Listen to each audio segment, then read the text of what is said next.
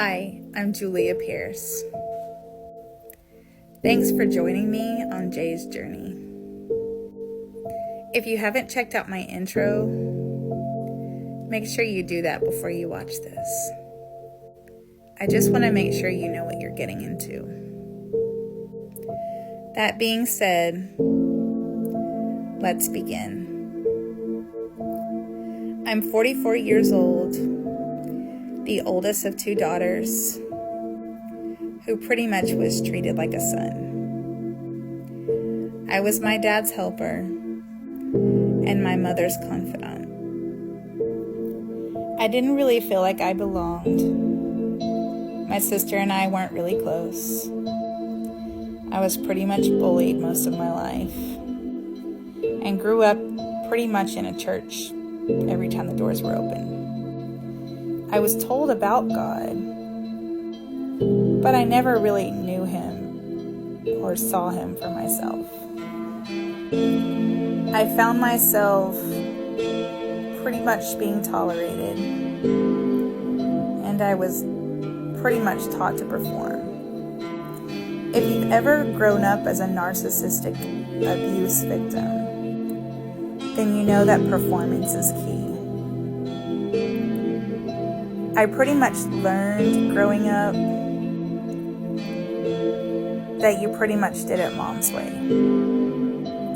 If you disappointed her, if you didn't do it the way she wanted, whenever she'd go on one of her emotional binges, you had to deal with the monster.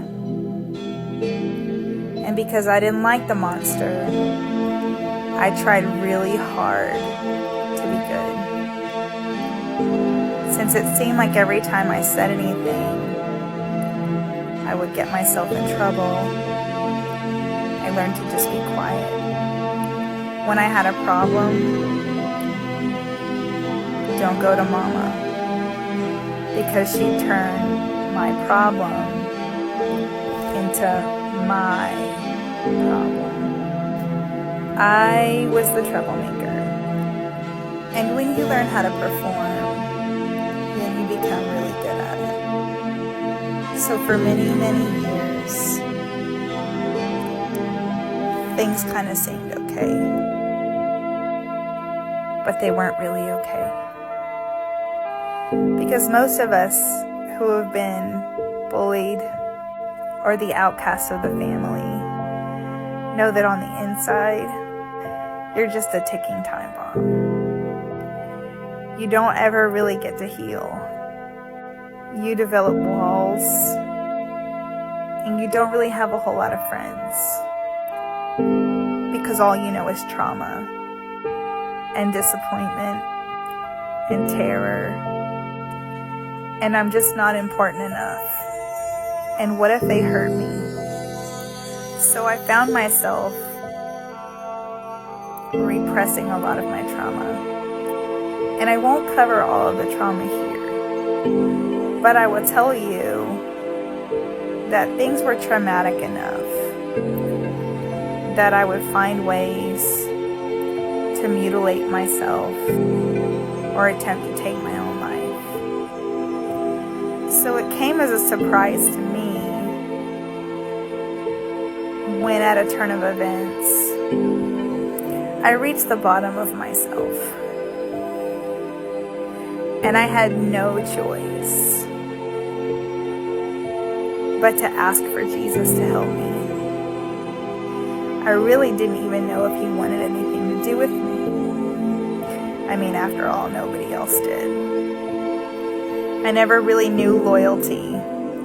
I experienced a lot of betrayal, and people who said that they knew God didn't do a great job of representing God.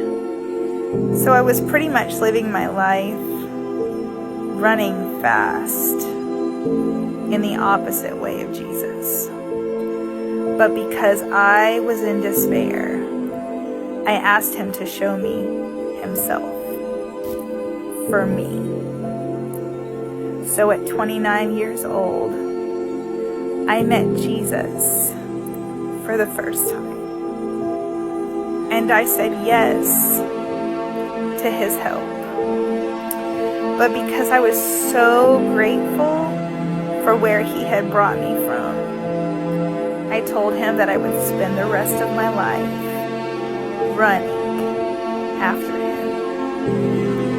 And my life has been messy and lonely and hard. But that's only when it involves people. Because Jesus, he's the one that's always been there for me. I found myself instantly very thirsty. I had a hunger that was insatiable. I wanted to know him, I wanted to read about him, and I wanted to follow him. But I didn't know that following him was going to make myself enemies. And I'm sure many of you that have ever been the black sheep of the family know your enemies are the ones you love. Your family, your friends, your co-workers, and sometimes even your own children. But I found myself scratching my head because I found myself being targeted by people who say that they're Christians too. And because I believe in the Christ of the Bible and everything in his word, that tends to get me a lot more flack. So stay tuned, because the next video is where it really begins.